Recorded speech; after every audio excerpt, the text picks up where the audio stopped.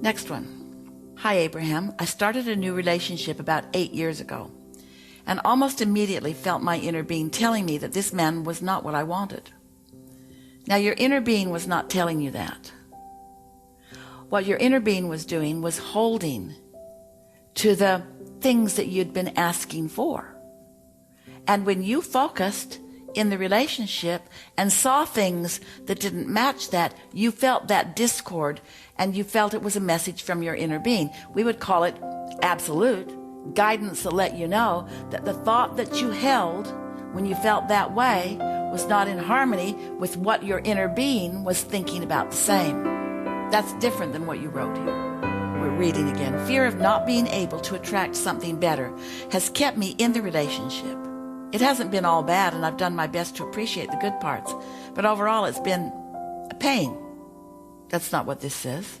What this says is it's been a path of much resistance. That's what pain is, isn't it? Pain, negative emotion. That's just how you feel when you're on a path of resistance. But remember the conversation we just had about this mother and her 3 daughters? Where's the resistance coming from? Does it mean that this is the wrong person?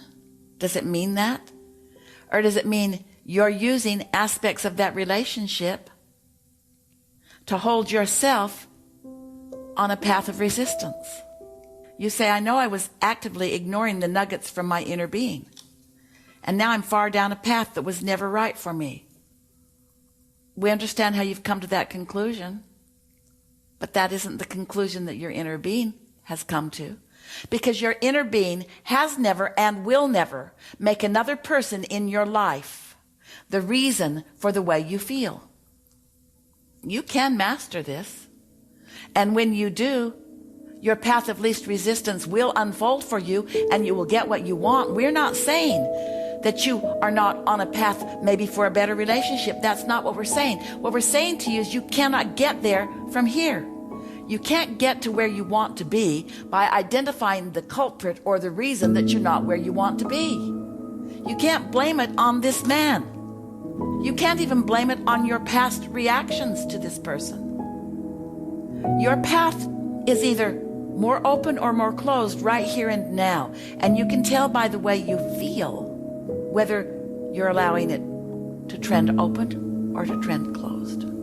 Esther's been thinking about some things recently relative to some relationships. One in particular that has never been easy.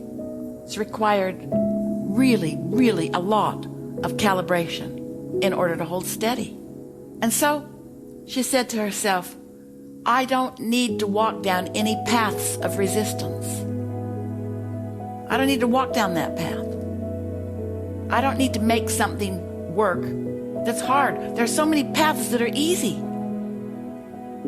And so we want to put it to Esther and to all of you. What makes you cling to a difficult path? It has never worked for you. Difficult paths always lead to unpleasant things. But it doesn't mean that you have to walk away from the relationship or the person. It means you must find a path of lesser resistance right where you stand. And when you do, the universe will provide a viable, natural, comfortable unfolding. We know this is hard to hear, and some of you are sitting confused right now. Well, should I go or should I stay? Abraham, what is it that you're trying to say? What we are wanting so far are choices of the emails that you sent in. We want you to understand that we chose these particular things so that you would understand. Letting go of resistance doesn't mean walking away from relationships, although it helps for a little while. Letting go of resistance is choosing thoughts on all subjects that feel good when you find them. And then that trending will lead you to optimum, delicious relationships. So let's talk about the path of least resistance. Is it really the path of least resistance to walk away from a husband of 20 years? or from children? Is that the path of least resistance? Can you feel how, through all of the trending that you've done with these people, how many rockets of desires that you've launched? Can you feel what a big part of who you are has happened because of those relationships? And do you think that walking away from a person is going to change that, change who you've become, or change your inner being's appreciation and attention and calibration to who you really are? Conditional love would say, I don't like these conditions, I'm done with it, I'm out of here. Unconditional love says, I'm going to find love. I'm going to get so good at finding love. I'm going to learn to focus. I'm going to look for love. I'm going to find love. I'm going to be love. And as I walk around as a beaming signal of love, all manner of lovely things are going to come into my experience. From the insect world, from the animal kingdom, from the human species, from the thought vortex.